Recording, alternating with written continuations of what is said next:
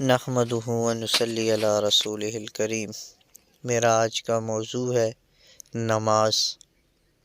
ایمان کے بعد اللہ کا سب سے بڑا جو حکم ہے وہ نماز ہے، اور نماز کے بارے میں ایک حدیث میں فرمایا بین الرجل و بین الکفر ترک الصلاۃ، نماز کا چھوڑ دینا آدمی کو کفر سے ملا دیتا ہے، یعنی ایمان میں اور کفر میں جو فرق ہے وہ نماز کا ہے۔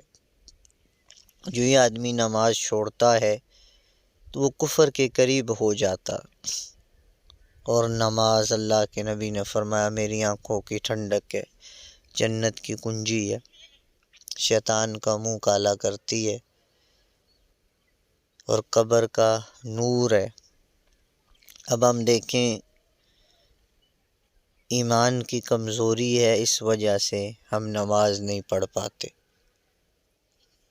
اور نماز کوئی مشکل نہیں کہ کوئی بھاری چیز اٹھانی ہے یا کوئی ایسا مشکل کام کرنا ہے جو آدمی کہے بھائی یہ مجھ سے نہیں ہوتا۔ نماز ایمان مضبوط ہوگا تو پڑھ سکے گا، ایمان کمزور ہے تو نماز نہیں پڑھ سکتا۔ اور ایمان سب سے بڑی دولت ہے، اور اللہ کی نعمتوں میں سب سے بڑی نعمت ایمان کی ہے۔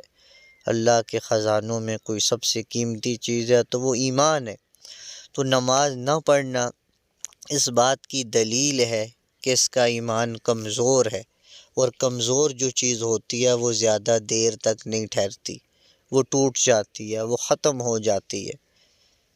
تو نماز چھوڑ کے 40 سال 30 سال عمر ہو گئی، 60 سال نماز نہیں پڑھ رہے، تو یہ نماز کا چھوڑنا ایمان کو کمزور کر رہا ہے۔